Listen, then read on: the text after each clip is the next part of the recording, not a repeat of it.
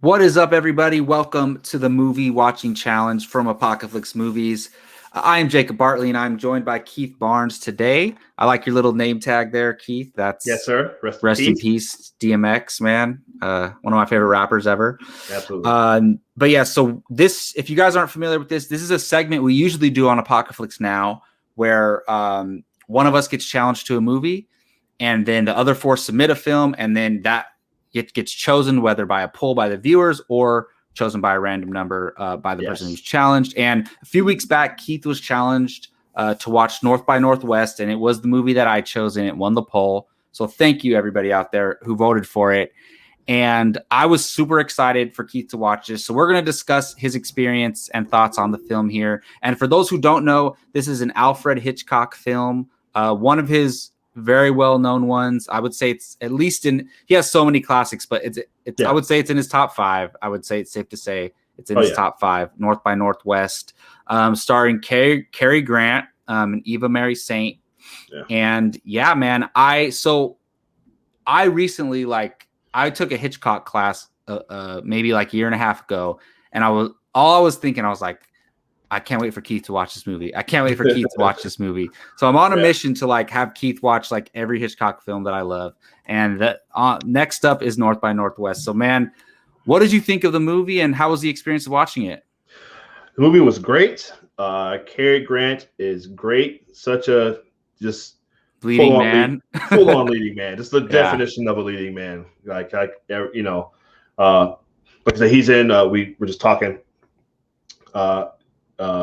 My previous favorite, well, it might still be my favorite, but To Catch a Thief, which he's great in. Yeah.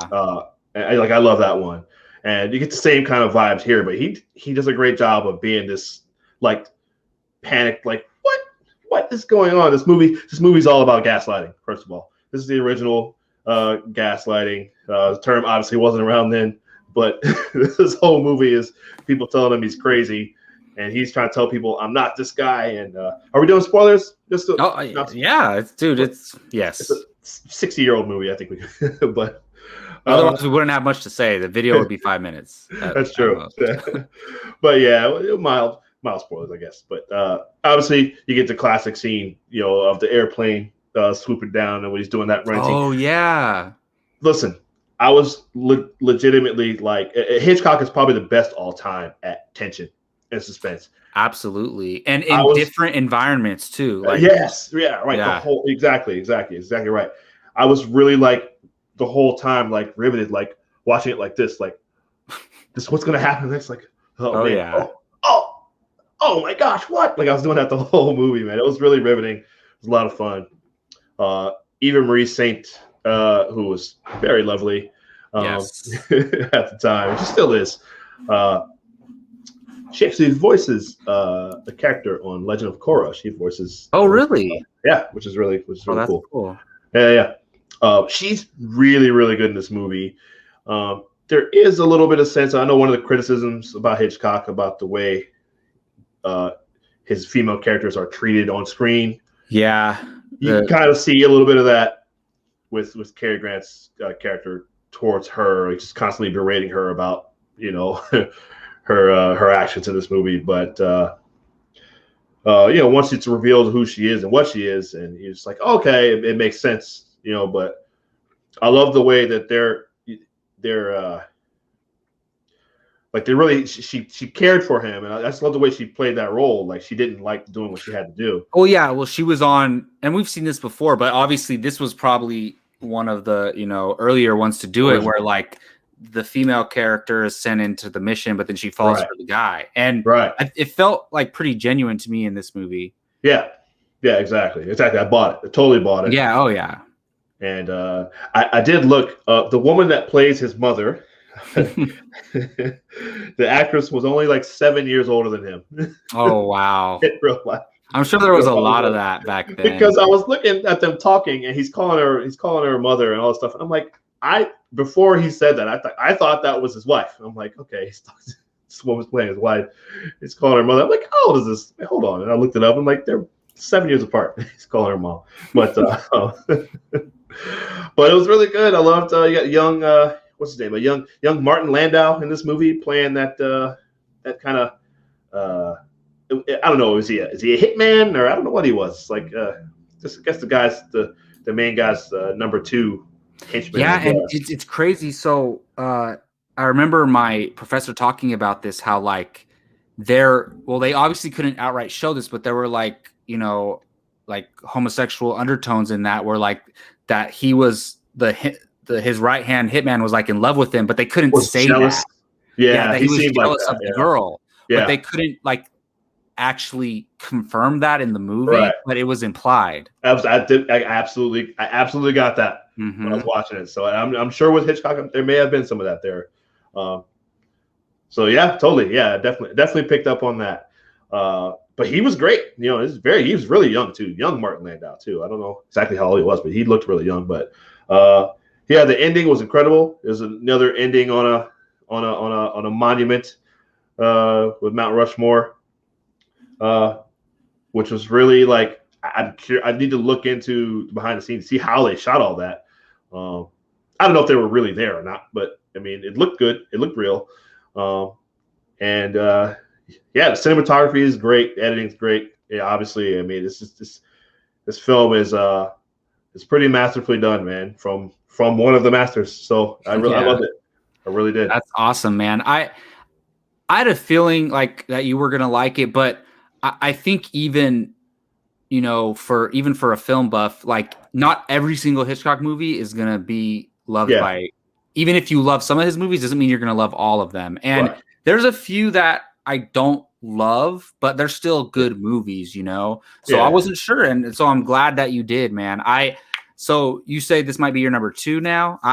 I still have Rebecca as my number 1, but I just love that movie, and I love Rear Window, which you still need to watch. I'm saving my top spot for that. I feel like that'll move into number 1. Right now it's To Catch a Thief, but I've always wanted to watch Rear Window. So I can't wait to watch that. It is a fascinating movie. And with North by Northwest, there's a few scenes that like stand out to me. So one of the major scenes for me is are they? They're not in an airport. Where are they when the knife gets thrown in the guy's back? And then that was crazy. There was like some kind of like he killed him. Was it like the U.S. Embassy, or it was? Yeah, I think it was. He was going there to like get help, right? And then he was talking to the guy, and then you see the knife go in his back, and then it looks like he killed him. He picks up the knife and is holding it like. Yeah, exactly. And I'm like, what are you doing? It reminded me of the scene in Invisible Man in the restaurant a little bit. Yeah. But like he did this scene back then, like it was so, that was like, oh my God moment, right? And it's like, and you're like, he's screwed. Like, how is he going to get out of this? Mm-hmm. And then, look, I understand like it's this era of filmmaking, so you have to cut it some slack a little bit. But the very, very end, when he just pulls her up, and then it like cuts to them, they're in the car, the car and the train, and then it's like him pulling her up on the bed, and then they just kiss, and the movie ends. I'm like, wait a minute, what? Like, you're like, wait, how'd they get out of that? What happened? So nowadays, I feel like concluding a movie is a little bit drawn out sometimes. Like they kind of draw it out too long, that they got to wrap up every single hole, but this just ends abruptly, and I'm like, absolutely. What? And it does. A lot of movies in this era did that, I think. Oh, definitely. Yeah, definitely. Yeah, like you said, you don't even you don't see, because they cut to it, like he's trying to save her. I legitimately thought, okay, she's gonna fall, she's gonna die, because it's kind of that era too, where the endings it's not always a happy ending. There's a few Hitchcock movies that are like that. Sure. Yeah. But then they cut to the FBI, CIA, or whatever they were. They're kind of like watching from a distance, or they're going to come down and help, but you don't see any of that. Like you said, they just cut to them on the train. And then it's credits. Like I'm just imagining like other like modern day movies where like as soon as the conflict's resolved, it just ends. Like right away. Yeah. And this is the era too where the credits were only like a minute, not even that, and then that's like the movie literally just ends. Like so, but it was good, man. I really loved it.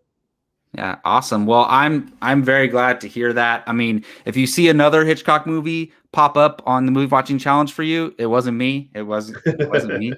I'm sure you knew right away who chose that movie. Oh, exactly. You Exactly. saw I was it. glad. Thanks to the fans. Everybody voted for that. I was Well, that's surprised. another thing too. Just because I choose it doesn't mean it's going to win. So that was That's a good true. one. Yeah. I'm hoping they choose it knowing that it would be a film up your alley, you know? Yeah. Exactly. Awesome.